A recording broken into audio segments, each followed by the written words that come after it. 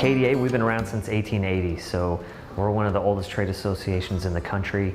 My boss likes to say we're older than the Statue of Liberty and a couple states in the Union, so we take a lot of pride in the history we have working together. And primarily we're a three-legged stool. It's taxes, it's legislation, and it's tourism. Those are really the things we work on the most. So everything from making sure we can get shipping of bottles across the country to technical issues, safety issues, or making sure people know how to visit the distilleries. It's all encompassing. There's so many issues that we work on. I know since my time here, we've gone from a staff of 3 to a staff of 8 just because there's so many things that we're working on, whether it's events, legislation.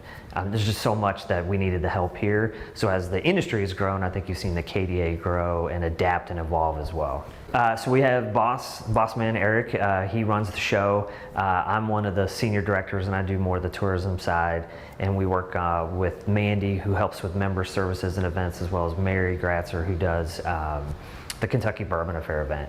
We also have Brian, who's our lobbyist, and Colleen, who does a lot of our events, with Allie as our social responsibility director, and Brandy, who helps just kind of run everything from the office standpoint. So I kind of rattled off everybody pretty quick, but it shows we have different areas, whether it's social responsibility, lobbying, tourism, legislation, tax is a good way to look at it.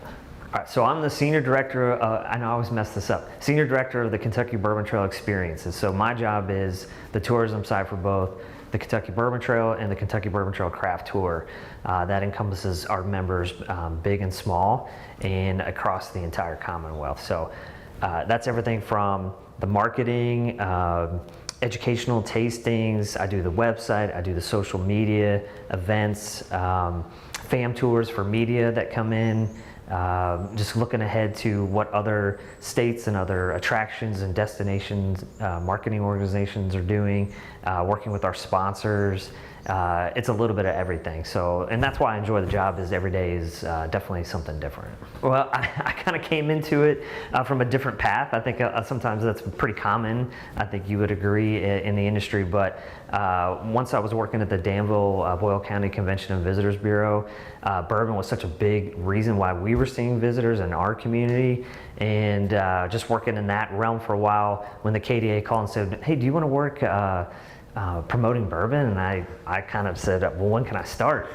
So it worked out pretty good, and I've been doing this over 8 years now, which, I mean, I feel, man, the time has flown and I'm still learning. As a personal passion of mine, bourbon has always been something that I've loved. I've loved going to the distilleries just as a consumer, but then just working and seeing the other side of it as the engine and the backbone for so many people's visits to our state, and just seeing how it's changed over time. When I first started here, it seemed more like, oh, it's a weekend getaway and you can spend 2 days and I pop into a distillery. Now I think it's totally evolved to a bucket list item that people spend 3, 4, 5, 6, 7 days, and it's something that they say, I'm going to do the Kentucky Bourbon Trail. And a lot of times people don't necessarily know what that means, and that's really where we step in the most, and our job is to help guide people.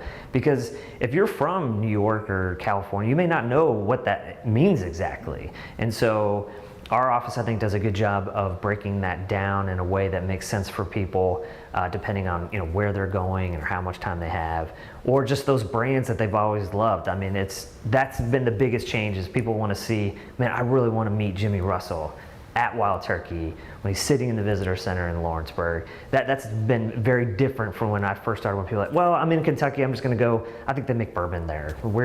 Maker's Mark is where? And then that's when we've kind of stepped in and really helped guide people along that journey for them. This is one of those questions we've really debated. I think it's a kind of a perfect storm of things. I personally think a lot of credit needs to go to bartenders. They've really shown the versatility of the spirit, and that cocktail culture has really driven a lot of that. I think so often people go, well, I'm interested, I've heard about an old fashioned before, let me try that. And like, oh man, this is pretty good. And then they say, well, I can make this at home. And I think that's really driven a lot of it. I think the Kentucky Bourbon Trail deserves a lot of credit. We've seen hundreds of thousands of visitors over the years those people I always say are my people, because they make my job so much easier, because they become evangelical about their experience here. So they go visit, Four Roses, and they start talking about, well, there's the 10 recipes, and they age it on single-story rick houses, and they're out there telling our story, and then they do the bourbon tasting at home, and that encourages the next person to come visit and that they learn about. So I think the Kentucky Bourbon Trail, cocktail culture, just the rise of premium spirits, when people want to see those elevated brands like a Maker's Mark or a Booker's. I mean, just go down the list of what people are now seeing every day on their shelf, which used to be kind of more aspirational. And I just think all that stuff's kind of combined with, people like that authentic experience. I think that term's getting a little worn thin, but I still think it holds true for us, where these are working factories and production facilities, and people, we've opened up the doors and people are just blown away about, and when they see the charm, how much people take it seriously. That's the other thing I've learned in my time here, is people take bourbon very seriously in our industry, as I think, you guys have learned, and people really want to respect and push that feeling of Kentucky bourbon. That yes, you can make bourbon anywhere, but to really have something special, it's got to be Kentucky bourbon. And so when people see that on the label, again, it's encouraged more visits here. You see Kentucky straight bourbon whiskey. I think that's the best billboard we could possibly have. And so more and more people keep coming, and again, it just kind of keeps snowballing along for us. So KBT, a Kentucky Bourbon Trail, started in 1999. Next year we're going to celebrate our 21st birthday, so we hope to blow that out in an appropriate and responsible manner. And that right now consists of 17 stops, and that's everywhere from mostly central Kentucky, but we also have O.Z. Tyler out in western Kentucky. So 17 stops. That includes Jim Beam Urban Stillhouse to Jim Beam in Claremont. We've got 2 from Four Roses that are kind of alternate stops, but we typically say 17 to give the consumer a general idea that this is a big animal.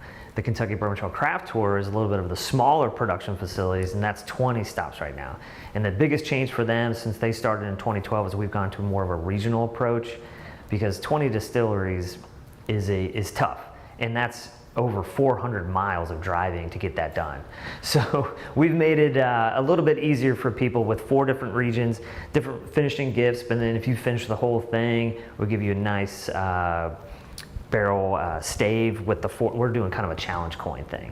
So people really seem to like that. It's made it much more of an itinerary that people can kind of break down. And we laid them out in such a way that it kind of naturally bleeds into the next. So we've seen a nice push from people trying to get out there and finish that, because 20 is a lot. And then now when we say there's 37 stops between the 2 experiences, I think we're closer and closer to that kind of, I hate to use the term Napa-fication of the Kentucky Bourbon Trail, but if you go to Napa, it's overwhelming how many stops or wineries there are. And so we've really tried to break that down in a way that makes it, still manageable for us, but at the same time, I hope people have no illusions of doing this in a weekend. It's not gonna happen, all right? So it encourages these repeat visits, encourages the overnights, and in the tourism industry, we know more visits, more stays is better for the economic side of tourism. We want you to have a relaxed time. In fact, if you look, we usually say 2 to 3 stops per day, because we just don't want you,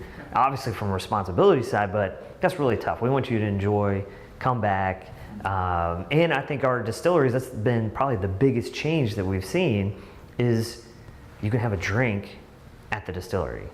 2-3 years ago, you couldn't do that. You could have a sample, but changing the law, again, some things that Brian does every day, trying to get the legislature to see the tourism impact that laws can have, and now being able to sample there has led to, think about the explosion of cocktail experiences that we now have along the Kentucky Bourbon Trail. I probably can't even list them all, but you go from Michter's to Makers to Willett just opened their new bar in Bardstown. I could go on, but that has totally changed how people experience bourbon and other spirits in these distilleries. So instead of just, I'm going to take this tour, people are just taking a more relaxed time, enjoying a nice meal. Have you eaten at Bardstown Bourbon Company? It's a great meal there. And I can have a vintage whiskey, which was another law we changed, so I can drink a 1919 whiskey that I can't find anywhere else while I'm having a great meal.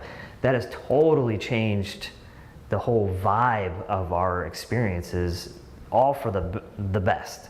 And I think we're just now seeing the full implications of that as more and more of our distilleries roll these things out.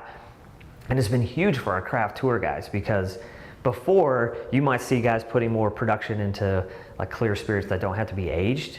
And now they're putting some time into a bar that kind of showcases their spirits, and that helps with that cash flow and getting money in so they can put more of their stuff back to age and then release. So the next wave I'm seeing is some of those small guys, because of that law change, being able to put more of that product out there, and you're starting to see more and more of these newer bourbons hitting the shelf. The days of a standard hour-long bourbon tour have totally changed. So whether it's tasting flights, cocktails, restaurants, pairing meals and dinners, and then I do see and hear people moving toward some of the lodging options. I think that's going to be the next wave, because the laws, again, paved the way for that to be a possibility when before it wasn't. So I think Mayor Fisher and his bourbonism in Louisville says we're in the third inning. We might be getting into the fourth inning with some of the hospitality and hotel side of things, because you've seen other hotels embrace it. I mean, I think Distill just opened in Louisville. The Omni that opened in Louisville, their bourbon experience is amazing. Marriott Louisville East, their bar, I put it up with any hotel bar in the country. What Lockbox is doing at 21C in Lexington, having an innkeeper's tasting with Dixon Dedman and the Beaumont Inn, which is an institution. You're just seeing that side of things. I think the distilleries will move into some of that space, from what I'm hearing, to kind of capture that and really cater to that boutique bourbon visitor. I'm really curious to see what that law change long-term impact will be, allowing by the drink sales. I don't think people can underestimate what a big deal that was. I mean, if you saw Top Chef, one of the episodes was at Maker's Mark with Newman. I mean, he's a great chef down there. That place could not have existed before without that law. So on one hand, it's been great when people have been able to sample over the years and they kind of go back and say, you know, I got to taste this, this, this. But now being able to experience what we really see bourbon as is this kind of culinary complement, the cocktail complement, and just how it stands on its own. People being able to see that whole picture, I think long term, when we start seeing more of these kind of experiences in cocktail bars and restaurants and potentially hotels, I think that really changes the game for us and really become a more attractive destination than we already are.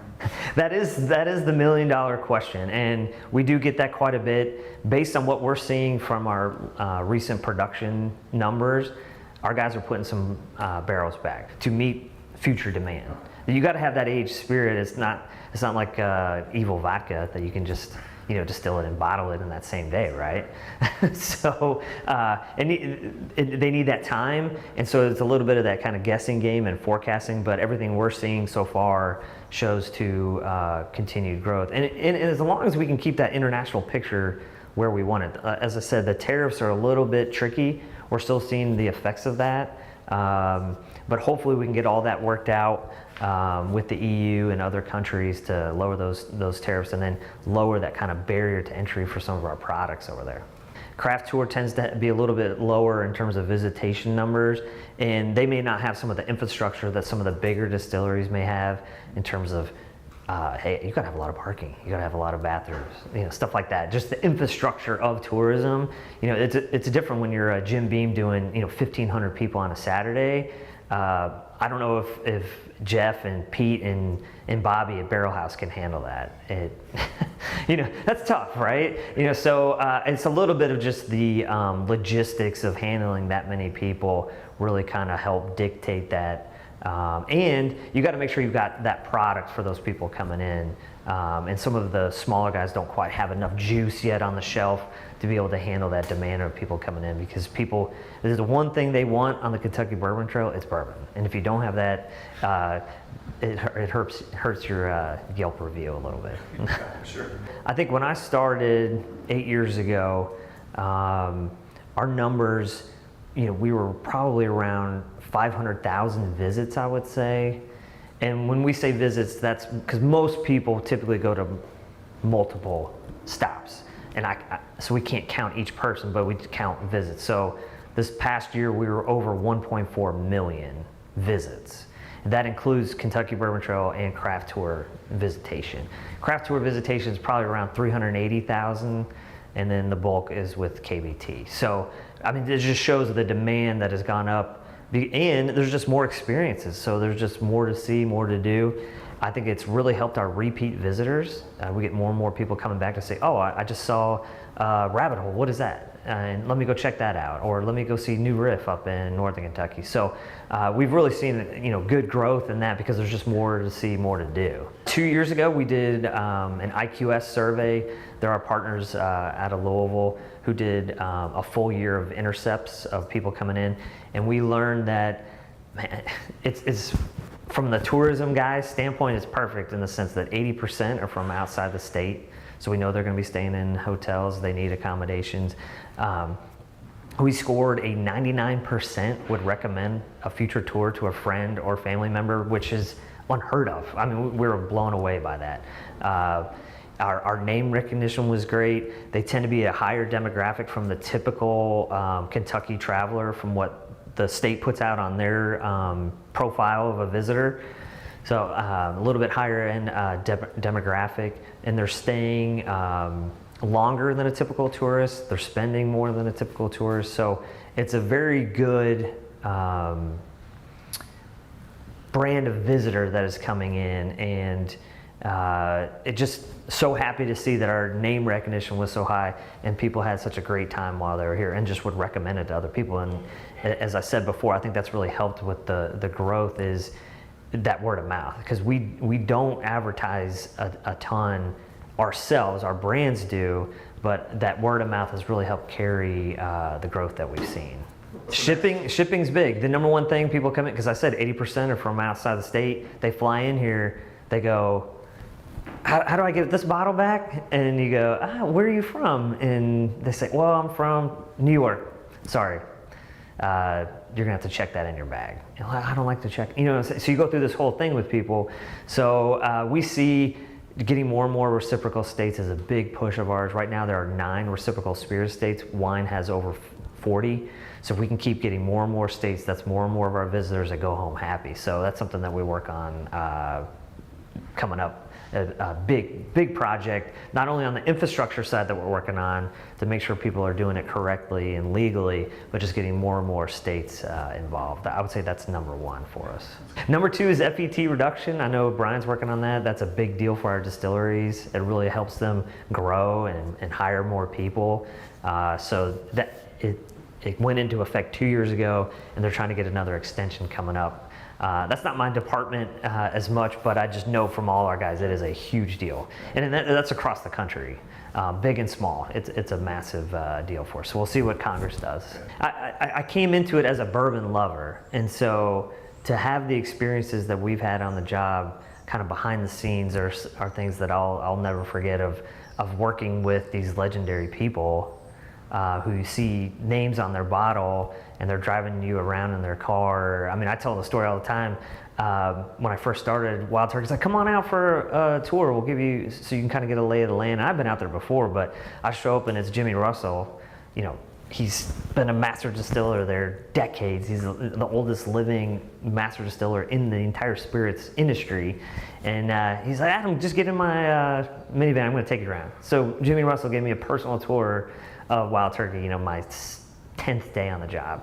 So everything from working the inauguration, representing Kentucky with the big taste of the bluegrass, to all the tastings that we've done, the vice presidential debates, to just interacting with the consumers. I love just teaching people about bourbon, the ins and outs, how to taste it.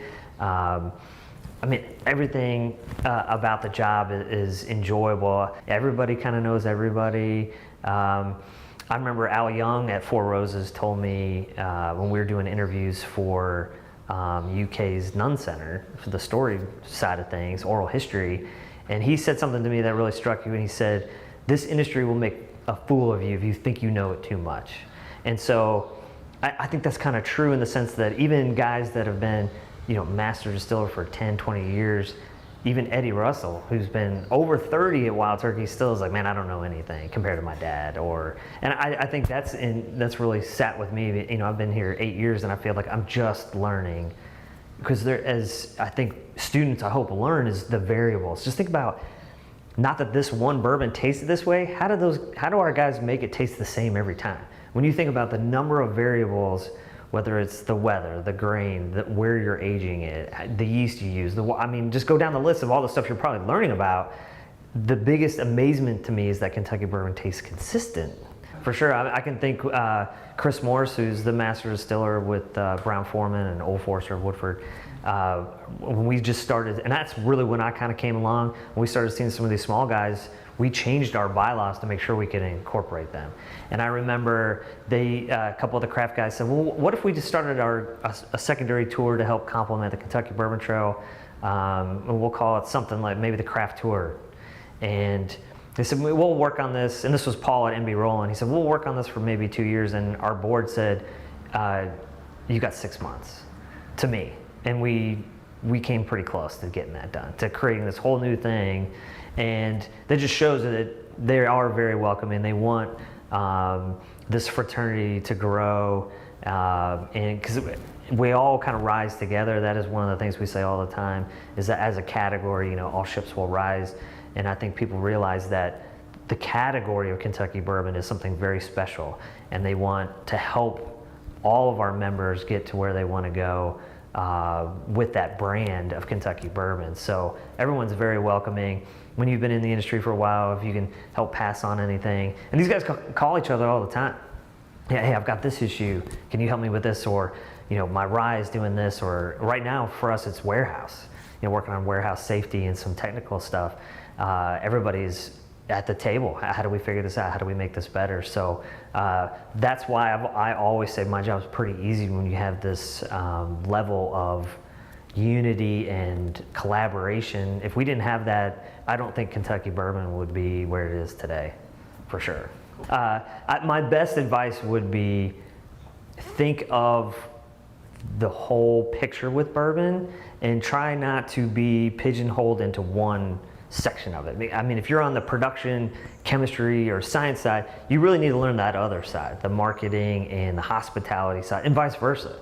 Because if you think about a lot of our production guys who are master distillers, I think about what they're being asked to do is they're doing public speaking, they're working on the media side, they're on the education side, and vice versa. The marketing people, it's hard to be able to explain to people what yeast does or what entry proof of how important that is to where you age things. You have to know that whole picture. That's what's fascinating about bourbon to me is, man, I was a history major at Center College, where I should have no business being in the bourbon world. But I've tried to learn.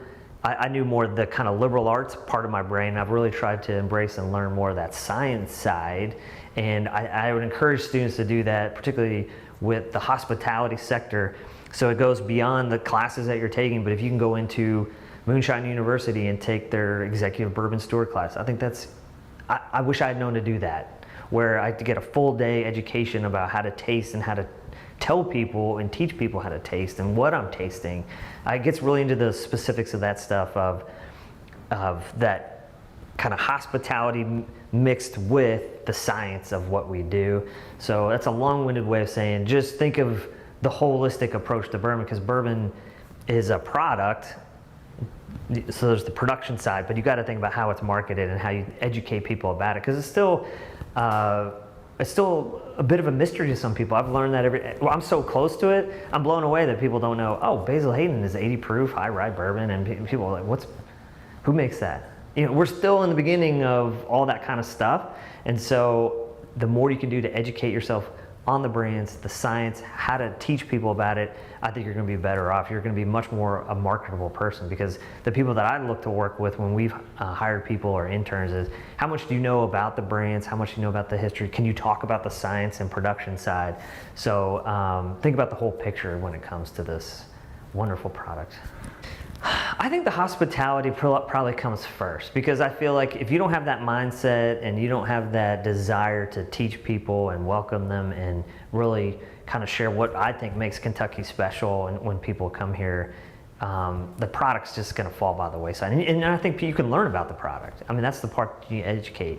The hospitality side, I think, is a little bit tougher because I think that comes from, your willingness to get out there and really make sure people have a great time. And I think going back to the research, the one thing that came back from all of it was the fact that each distillery recommended other distilleries. That just blew people away. They're saying, I thought you guys were competitors.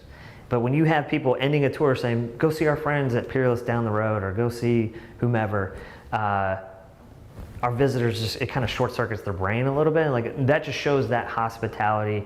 And when people go out of their way on their tours to give them a great time and lay out some great products on the table and really take the time to walk them through, that's what people kind of come back, take back with them from their trip.